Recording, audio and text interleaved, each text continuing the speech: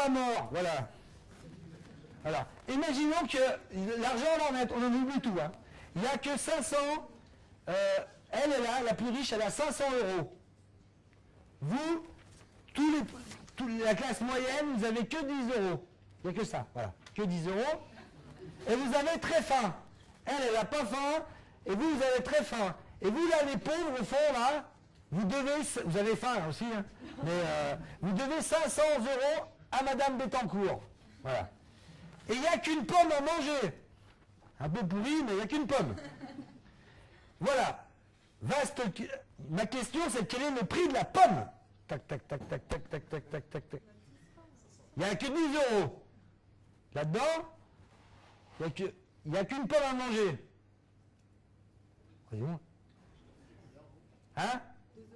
Non, il n'y a que 10 euros pour acheter, il n'y a qu'une pomme, donc le prix de la pomme, il est...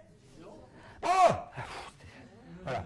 Donc en fait, moi, vous êtes des Occidentaux du XXIe siècle, vous avez faim, qu'est-ce que vous réclamez? De l'argent, voilà, vous ne réclamez pas une pomme, vous réclamez de l'argent. Et moi, je dis, ah, vous avez faim, eh bien je vais vous donner de l'argent. Et je donne de l'argent. Il y a toujours une pomme. Maintenant, quel est le prix de la pomme? Voilà, 20 euros. Qu'est-ce que j'ai fait? J'ai fait de l'inflation.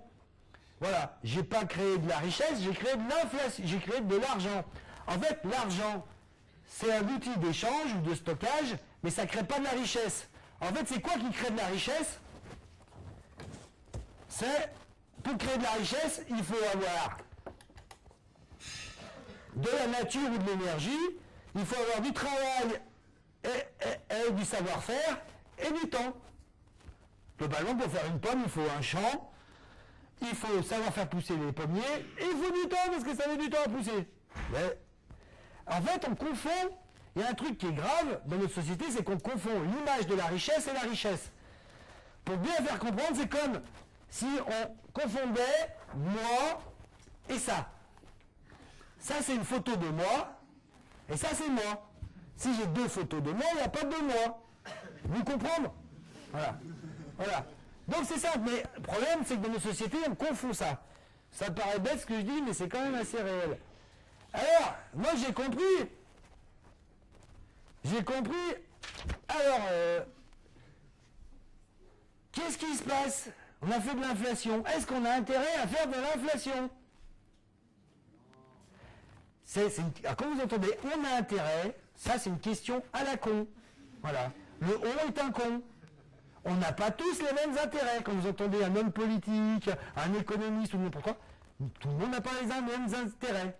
Regardez là, qu'est-ce qui se passe? C'est que eux ont fait de l'inflation. Eux, la classe moyenne, avant ils pouvaient acheter une pomme. Maintenant ils peuvent acheter une pomme. Ça n'a rien changé. Quand vous faites de l'inflation, que vos salaires ils augmentent, ça ne change rien. Regardez elle, la plus riche. Avant, elle pouvait acheter 50 pommes. Maintenant, elle peut en acheter combien? 25. Donc pour elle, on pourrait dire que c'est pas très intéressant. Et eux, là-bas, avant, ils devaient rembourser 50 pommes à Madame la plus riche. Maintenant, ils doivent en rembourser... Ah non, 25. Donc... non, mais c'est pas grave, hein, c'est pas grave, ne vous inquiétez pas. C'est donc eux, quand on a de l'inflation, ben, ceux qui stockent, ils voient leur stock diminuer, puis ceux qui ont des dettes, c'est bien pour eux. Puis voilà, ça on va dire, c'est un peu, je suis un peu caricatural, mais ça se passe un peu comme ça. Sauf qu'elle, elle a des moyens quand même de lutter contre l'inflation, mais on le verra juste tout à l'heure. Alors maintenant, moi j'ai compris qu'en fait, le problème, je reprends les 10 euros, on repart au départ, et qu'est-ce qu'il y a? Vous avez faim? Tac, tac, tac, hop! Je fais 2 pommes. Mais non, il n'y a que 10 euros. Hein, et il y a 2 pommes. Quel est le prix de la pomme? Voilà, bravo. Ah putain, ça c'est... C'est chaud là, bien. Donc, là, j'ai fait de la déflation, voilà. Donc, et qu'est-ce qui se passe? Alors, est-ce qu'on a intérêt à faire... On est un con, voilà, je remets une couche, mais qu'est-ce qui se passe quand on fait de la déflation? Elle, avant, elle pouvait s'acheter 50 pommes. Maintenant, elle peut s'en acheter 100. Eux, ils devaient 50 pommes, maintenant, ils en doivent 100. Alors, quand il y a une déflation, lui, il a intérêt à garder son fric. Et eux, ils sont morts. Voilà. On ne peut pas rembourser une dette quand il y a une déflation. Et qu'est-ce qui se passe?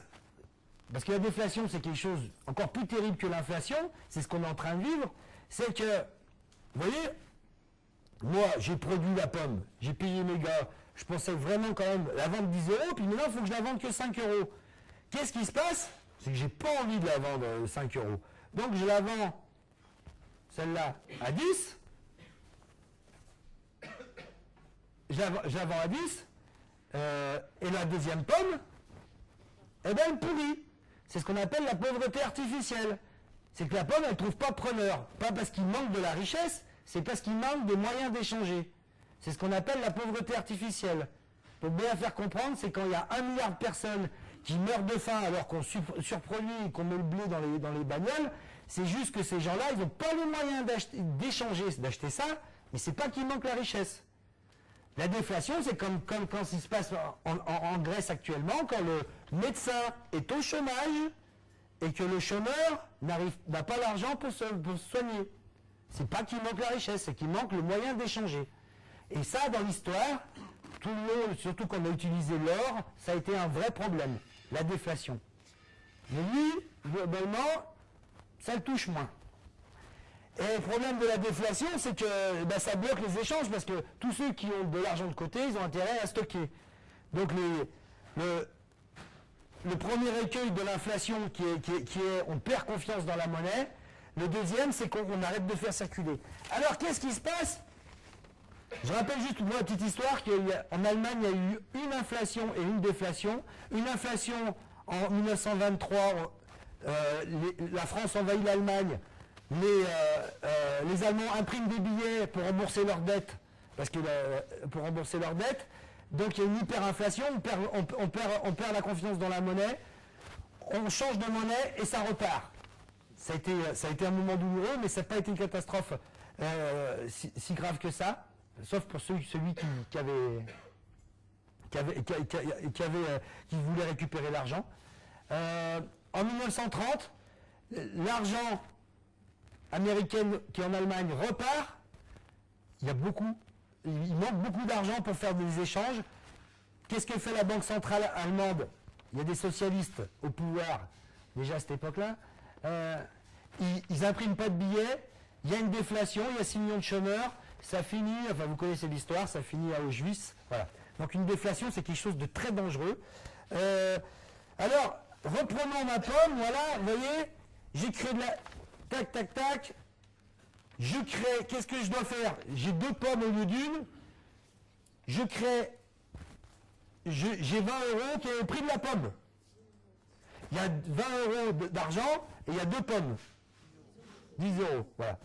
Donc en fait, quand je crée une pomme, je ne l'avais pas bien fait, mais quand je crée une pomme, je dois créer en même temps autant d'argent que je crée de la richesse. C'est ce qu'on appelle, alors... excusez-moi de vous dire un gros mot, une insulte, c'est la théorie de la quantitative de la monnaie. Donc c'est une théorie qui dans la pratique marche très mal, hein, là, mais c'est important, j'essaie de vous l'expliquer quand même. C'est ça qui gouverne quand même la Banque Centrale Européenne jusqu'à présent, c'est-à-dire que vous vivez là-dedans. C'est que normalement on doit créer autant d'argent qu'on crée de richesse, ce qui est de moins en moins le cas. Alors c'est une théorie parce que dans la pratique, imaginez là, regardez, j'ai 2 pommes, mais que mon billet que je crée en plus, je le donne à elle. Qu'est-ce qui se passe? J'ai créé de l'argent, et pourtant je suis en déflation. C'est un peu ce qui se passe actuellement.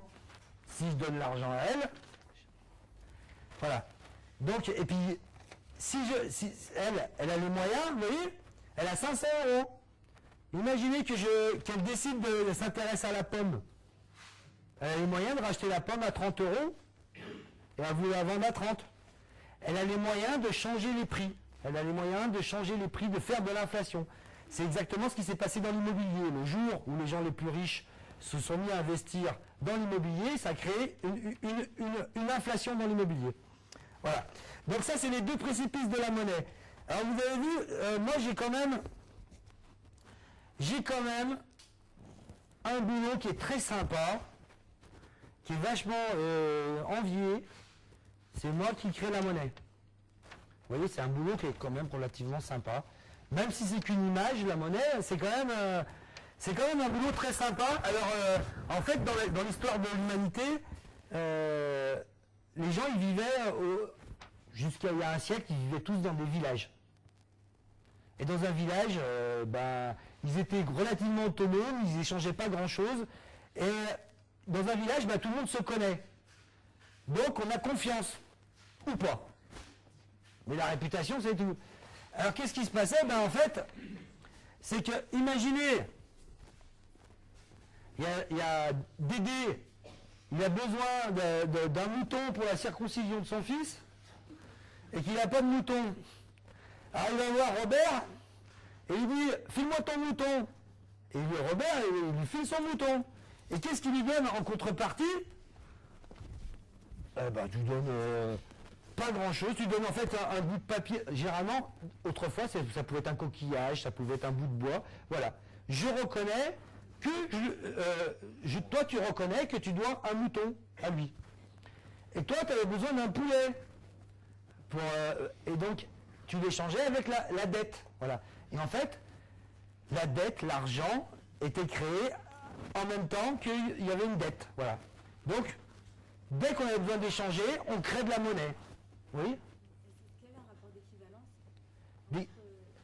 entre, par exemple, est-ce qu'on pouvait échanger sa dette contre quelque chose qui a plus ou moins de valeur? Ça permettait aussi, l'argent, ça permet aussi d'estimer. Parce que un mouton, combien un mouton ça vaut de carottes, c'est plus facile avec l'argent qu'on a de dire, une carotte c'est 1 euro et un mouton c'est 50, etc. Donc l'argent, elle sert à échanger, elle sert à stocker, mais elle sert aussi à évaluer. Et ça c'est très pratique. Mais dans les sociétés, on va dire paysannes, on n'avait pas besoin, en fait, il suffisait d'une dette. Et si toi, tu remboursais pas ta dette, ta réputation était morte, et ça voulait dire que tu ne pouvais plus faire d'échange, ça voulait dire que tu étais obligé de partir du village. Donc, c'était très important. Et donc, l'argent reposait, en fait, sur la dette des autres. Donc, elle se créait. Mais, vous savez, il y a un endroit où on ne connaît pas les gens, où il n'y a pas de confiance, c'est les villes. Dans les villes, on ne connaît pas les gens, donc là, il fallait inventer une autre monnaie, une monnaie qui n'est pas dette. C'est une monnaie qu'on appelle une monnaie marchandise. Par exemple, 1 kilo de sel. Voilà. Je t'échange un mouton contre 1 kilo de sel, ou 10 kilos de sel. Ou, vu que le sel c'est volumineux, contre de l'or. Et là, la monnaie, c'est une marchandise. Donc la monnaie, elle a deux aspects, elle peut être une monnaie dette ou une monnaie marchandise. Et l'or, c'est très pratique, parce que l'or, tout le monde a confiance. Et quand le roi Midas, il a trouvé dans la rivière Pactole tellement d'or qu'on s'en souvient encore, vu qu'on emploie encore le terme pactole, ça a été pour lui quelque chose de formidable, parce qu'après, avec l'or, qu'est-ce qu'on pouvait payer? C'est payer la guerre. Parce que s'il y a bien un moment dans la vie où on n'a plus jamais confiance, c'est quand il y a la guerre. Et quand il y a la guerre, il n'y a pas de confiance. Même les paysans, il ne faut pas de confiance. Donc, quand lui, il se lançait dans des conquêtes, il fallait qu'il paye en or ou en argent, enfin métaux précieux. Et si ces conquêtes, par exemple, lui ramassaient de l'or, par exemple Alexandre le Grand, quand il envahit Persépolis et qu'il bat l'Empire de Perse, il ramasse tellement d'or qu'il peut continuer ses conquêtes. Parce qu'il peut toujours en continuer à financer une armée d'1 million de personnes. Et qu'est-ce qui se passe en fait quand il y a la guerre? Elle, en temps de paix, elle stocke l'or, elle le met de côté, et en temps de guerre, elle le déstocke. C'est pour ça que c'est venu jusqu'à nous. Une bonne guerre, ça relance l'économie. Oui, ça relance